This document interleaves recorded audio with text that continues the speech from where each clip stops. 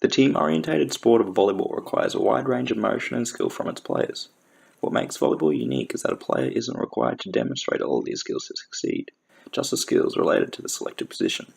As a player, I was tasked to determine my position through a game analysis of my strengths and weaknesses. Out of the three types of game analysis, observational analysis involves the possibility of human error. Therefore, the video evidence and statistical recording will provide the key link between my performance and how I can practice to improve. By analysing said recordings, a mesocycle containing 4 weeks of training programs was developed to guide my progress, proving itself effective to my positional play and stage of learning through the application of sports psychology. The initial statistical recordings taken display raw data, which can often be quite hard to analyse, compare and evaluate where my strengths and weaknesses lay.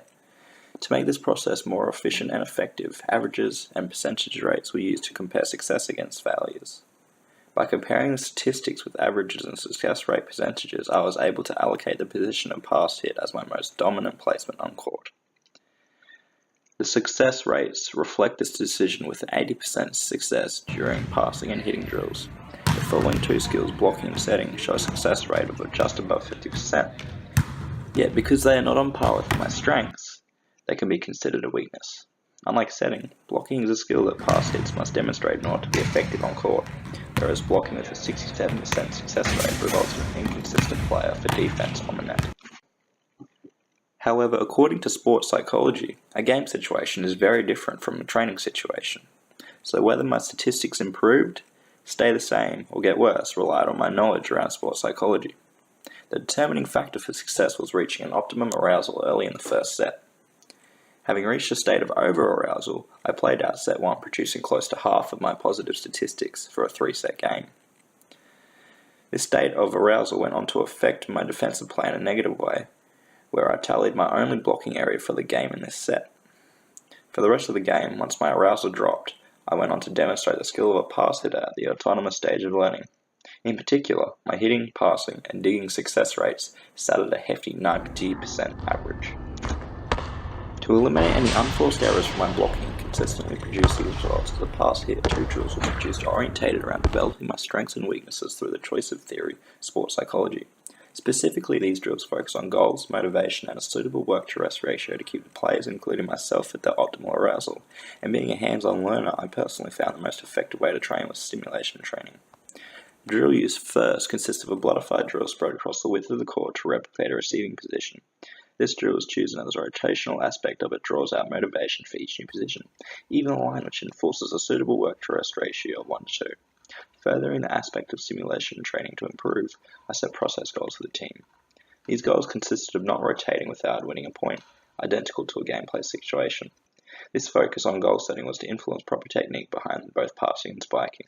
This proved effective by applying technique routines. For passing, the routine is commonly known as wide-low-long, whereas a technique or transition for a spike is a 3-step approach. This proved effective because of the motivation and confidence achieved through meeting each of the simple process goals set. Using video evidence, I was able to analyze my team's attack and defense patterns, which is important to understanding my role as not just a pass hit, but the leader of this team. By setting up double the amount of attacks off a successful pass than the rest of my team, it is evident that I am relied heavily upon by my team as a serve receiver and a defensive passer. As an alternatives learner, I was quickly able to identify that this was due to a lack of role clarity concerning defensive positioning, resulting in me constantly rearranging people, taking my concentration away from my role as pass hit. Personally, I found that I was having to overextend and cover my teammates to make some receives, which often results in a lower success rate.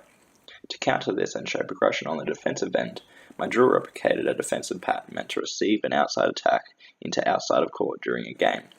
A double block was placed in front of this hitter so the receivers could concentrate on the hitter, then adjust the position themselves around the block's hands and seam.